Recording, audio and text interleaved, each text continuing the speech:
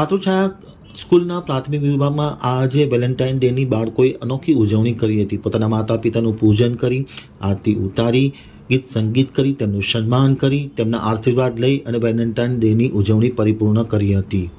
14મી ફેબ્રુઆરી એટલે Valentine day મનાવવામાં આવે છે. વેલેન્ટાઇન ડે એટલે એકબીજા તરફ પ્રેમને આપલે કરવા, પ્રતિકૃત કરવાનો આ અવસર છે.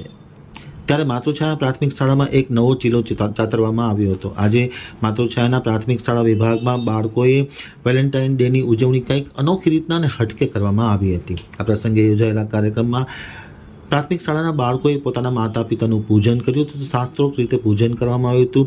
કંકુ તિલકનો ચાંદલો કરવામાં આવ્યો હતો. ત્યારબાદ આરતી ઉતારવામાં આવી હતી. પૂજન કરી માતા પિતાને વંદન કરવામાં આવ્યા હતા, તેમને પગે લાગવામાં આવ્યા હતા અને તેમનું સન્માન પણ કરવામાં આવ્યું હતું. સૌથી મહત્ત્વની વાત એ છે કે આ પ્રકારનું જે વેલેન્ટાઇન ડેની ઉજવણી છે એ આમ સમાજને એક નવો ચીલો ચાતરે છે, આમ સમાજને રાહ આપે છે. ખાસ કરીને ગીત સંગીતના સથવારે પ્રાથમિક શાળાના બાળકોએ પોતાના માતા પિતાનું પૂજન કરી, આરતી ઉતારી અને વેલેન્ટાઇન ડેની વિશેષ ઉજવણી કરી હતી, એમ આમતક ટીવી સાથેની વાતચીતમાં માહિતી આપતા આચાર્ય પંકજ રામાણીએ જણાવ્યું હતું.